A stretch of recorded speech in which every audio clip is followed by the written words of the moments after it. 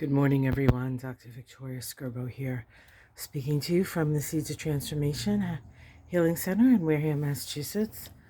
Today is Sunday, May 29th, and the moon starts the day in starts the day in Taurus and shifts into Gemini at 1:23 p.m. on the east coast of the U.S. The moon, while still in Taurus, makes an early morning sextile to Neptune,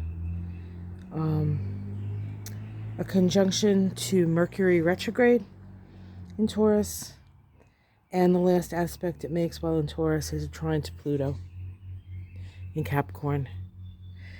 That trine brings a flow. Pluto is a planet associated with transformation and death and rebirth.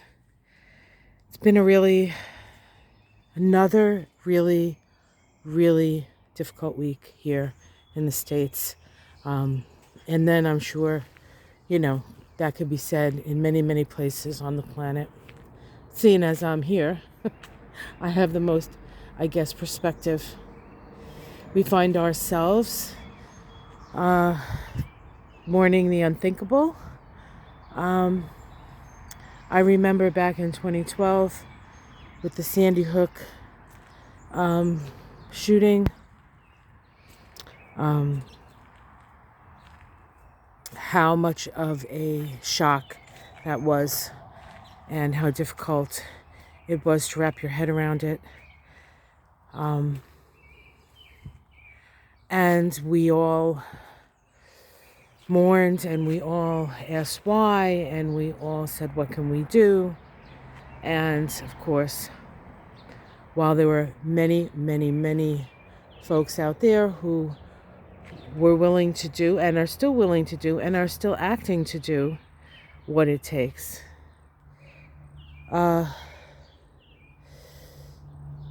we find ourselves in a similar situation, eerily similar actually, to Sandy Hook, and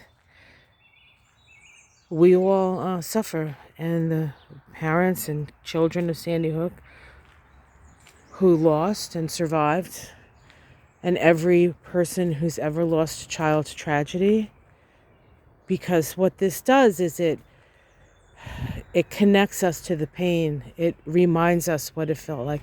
We remember the loss. We remember the feelings. These things don't go away.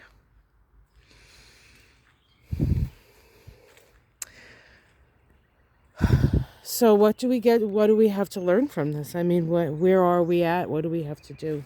Well, let's look at the stars a little bit. Today we have Mars make a conjunction to Jupiter in Aries.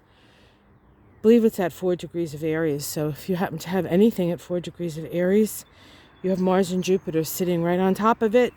If you have something in Cancer or Capricorn or Libra, it's this conjunction at that 4th degree of any of those signs. This conjunction is putting an awful lot of stress on your chart. And the stress is to act. And when Jupiter's involved, it's to act big.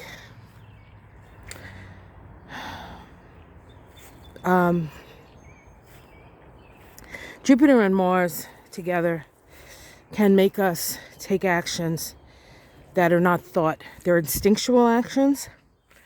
And while instinctual actions aren't always bad actions, right? They're not well thought out. Actually, instinctual actions in many cases are better than the actions that we think out, because the mind doesn't get in the way. We don't put our stories in and justify and rationalize, which we can do when the mind is involved. But depending on your situation and the kind of experiences you've had in the past, I think it does to a certain extent inform your reactions. So we need to be aware today. And Mars is also, especially in Aries, can be anger in this case, I think, in the case of what happens in Texas and what happens in Buffalo and what's been happening in the U.S., I would call it righteous anger.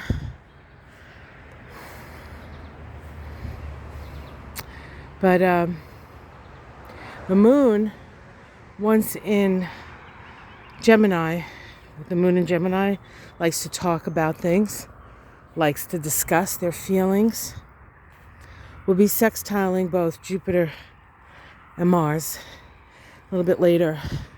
So we have this Jupiter-Mars conjunction in Aries, and within a couple of hours, the moon, which is very personal in Gemini, which is very talkative, makes these supportive, conversational, stimulating, data, drive-driven sextiles. So you'll probably find that a lot of people are talking about this from a very personal place, even if they themselves aren't personally affected. They didn't have somebody who passed away in this way, or they're not necessarily a victim of this kind of violence. Everybody is going to have a say. Everybody's going to have a point of view, and we need to talk about that. We need to come together and decide what it is that's important to us. Remember that the North Node is in Taurus, and the North Node in Taurus says what is essential. What is essential in our lives? This seems like a pretty stark choice between semi-automatic guns, which of course nobody needs. The humanity doesn't really need them either. And the lives of our children and the safety of our schools and the people who teach and support and clean. This is also going to be, I think, a big wake-up call to the way we're policed, the function of the police, and whether maybe they could do it differently,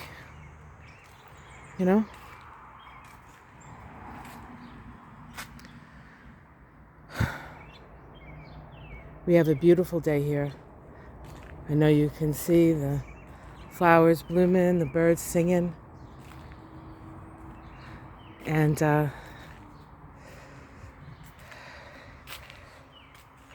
take the time, if you can, find a little spot in nature. Maybe just watch this video without the words after a while.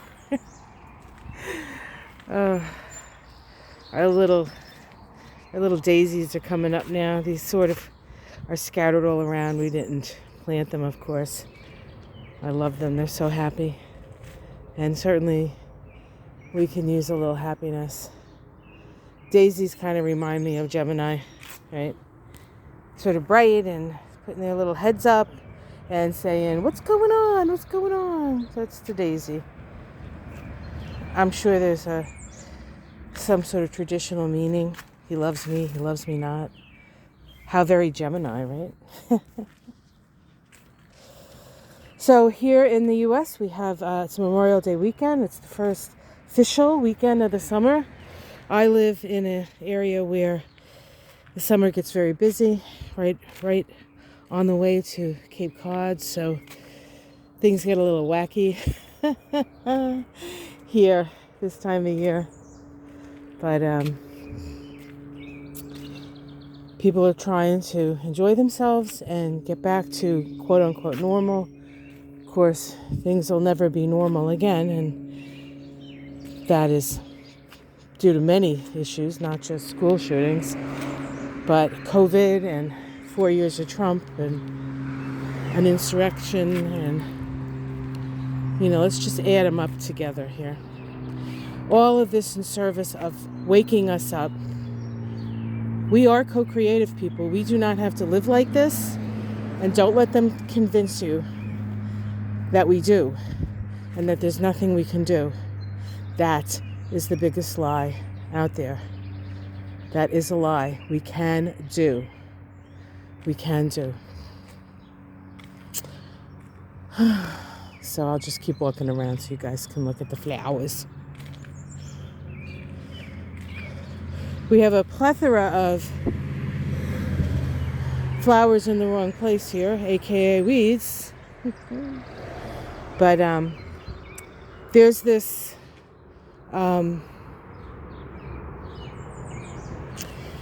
whole school of thought and about the plants that grow in your yard, the weeds especially, not the ones you plant necessarily, but the ones that come up are medicinal, and it's Mother Nature's way of telling you what you need. Oh, look at this little bird up there. I don't know if you can see him. I think it's a finch, little red head there. Oh, and there's a grackle giving him a hard time, saying, I'm bigger than you. I'm bigger than you. I'm going to eat this. Well, there's plenty for both, so let the big guy eat. The little guy will come back and eat. Oh, I have to be careful. Charlie is out, and I just saw a little chipmunk go by. But I don't know where Charlie went. Let's see. Charlie! Charlie! I'll just open a can of cat food. He'll come running, hopefully. He's somebody was concerned about him running out into the street. He really doesn't go in that direction. I mean, I guess there's always a danger. We don't really like him coming out for a number of reasons. Number one, we're on a busy street. Number two, I don't want him hurting any of the critters. The guy doesn't need any extra nutrition. He gets plenty. He is allowed to kill critters if they come in the house. And it's really hard to keep him out of the house because it's an old farmhouse with a stone foundation with all these little nooks and crannies and tunnels. So one of the reasons we have a cat, besides the fact that I love animals, and it's really just an excuse. Maybe we could use a mousetrap, right? All right, guys, have yourself a wonderful weekend.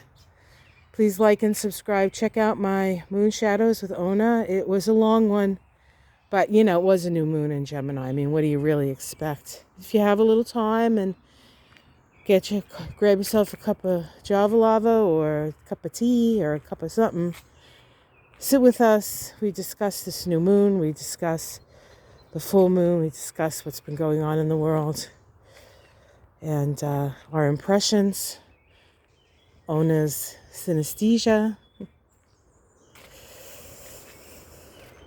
We do have one another. We are not alone. And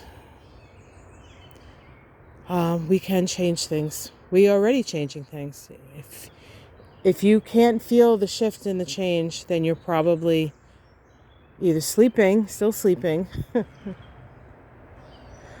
or just in denial. Because things are changing, guys. And I think in the moon shadows, I even said to Ona, I said, this time, we have a new flag iris open up. I'll bring it down there. I said to Ona, this time, I said, we're going to be different people by the end of 2022 and when we get into 2023. So things are going to be very, very different. Of course, we have the